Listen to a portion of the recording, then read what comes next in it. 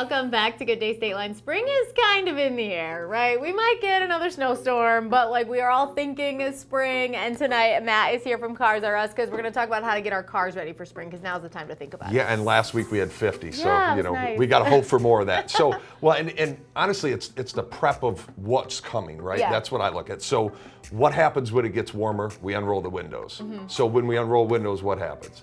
We hear noises, Okay. right? All of a sudden we got noises that we didn't notice before, Yeah. right? It's like, I don't remember that happening. So I brought a brake pad with. Well, Okay. this is kind of a brake pad. You can see this should have an actual surface on it, which would be the brake pad material. That should be about this thick, right? Okay. So if we got this, you can see here, that thickness of the green right there would be a good brake pad. So this right? is not a good one. No, this is just the metal. So this is what we call the backing plate. So when this is riding on the rotor, it's going to make hellacious noise. I mean, we're talking grinding, all sorts of noise. So you know when this is happening, you're just not bringing it in. That's unsafe, right?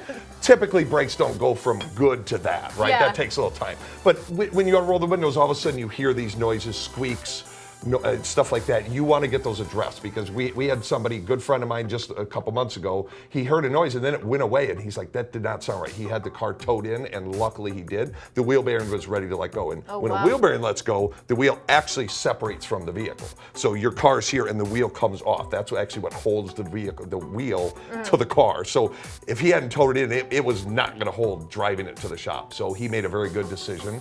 Most of the time it's not that extreme, but be smart, right? If you hear noises, get them in before they're getting really bad because they can be safety issues. And you see the cars on the highway broke down with a tire flip sideways, things like that. That's because they waited too long. Typically. We don't want that. Not good, right? So, and how does that stuff happen? Well, we got warm weather, which creates issues in the roads, right? We got potholes and we got buckling, right? We see those big lumps in the road. And then I was driving here, there was a hole this big and this deep. You almost got lost. Yeah, but like my whole car gets sucked into that, right? So the problem is, what do you do? If there's somebody next to you coming the other way, how do you avoid that, right? So sometimes we don't have a choice but to run into those.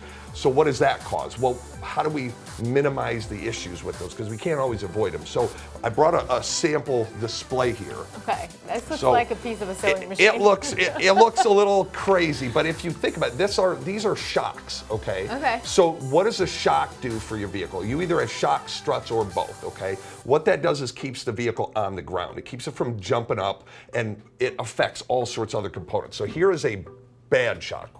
See how it pops right back up, and I'll flip this around so they can see it, right? That, boom, flips back up. It's not supposed to do that. Watch this side. Okay. See how it's slowly coming up? Yeah. Right? So what that is these actually have hydraulic fluid in them, and that fluid over time either starts to leak out, they wear out, they rebound enough that they go to where they just pop back up. So what happens is with the car is it bounces when it hits that bump. Now, when the bad shocks, it will keep doing that. You see the car hit the bumps and it's like you're in the lowrider, right? That's not a good thing. That's bad shocks and struts, right? So what happens is that vehicle, every time it bounces, it's wearing out your tires. It creates flat spots on those tires where it bounces, right? Now, the other things is when it's not grounded, it wears your brakes because you have to use those more to stop, right? It also wears your ball joints, all these steering and suspension parts on the vehicle. So premature wear and also, a lot more cost. So the problem with shocks and struts is they're expensive. And a lot of times people think I don't need them. Well, you don't. The goal with maintenance, which really shocks and struts replacement should be maintenance, if you need them, you should have replaced them already, right? Maintenance is to be done before you need them, right? So when they wear out, you're gonna affect all sorts of other things. Now you need them and you need 4 other things that are wore out, right? So that's what we wanna avoid.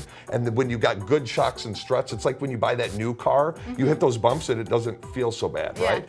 That's what new shocks and struts do. They make it where you hit those bumps and it minimizes the damage or the wear and tear on the car, right? So they're not cheap, but they're important. You got tax returns coming in. Sure. Maybe that's the time to take that money and put it into that budget. So do you recommend treating your car like a human body and going to the doctor once a year? Yeah. And we all avoid it. It takes time. We're busy. And the quick lubes are great, right? We get them in, we get out, and we're there 20 minutes and we get the oil change. But they don't lift the car up. So how are they checking a lot of the things that we're checking?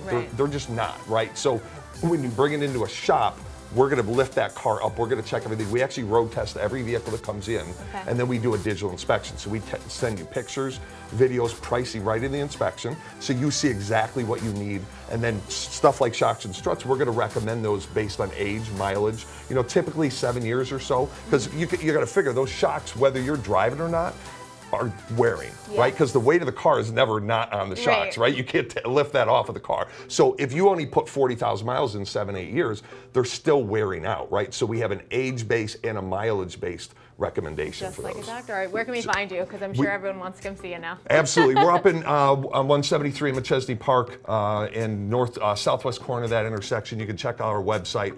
We actually have text number on there, so you can text in us and not have to call us. Awesome. Well, thanks so much for teaching us some stuff tonight, Matt. Absolutely. Thanks for the time, Michelle. Auto Week continues next with Tim Mahoney. We're talking about auto insurance, and then it's game day too. We'll be right back.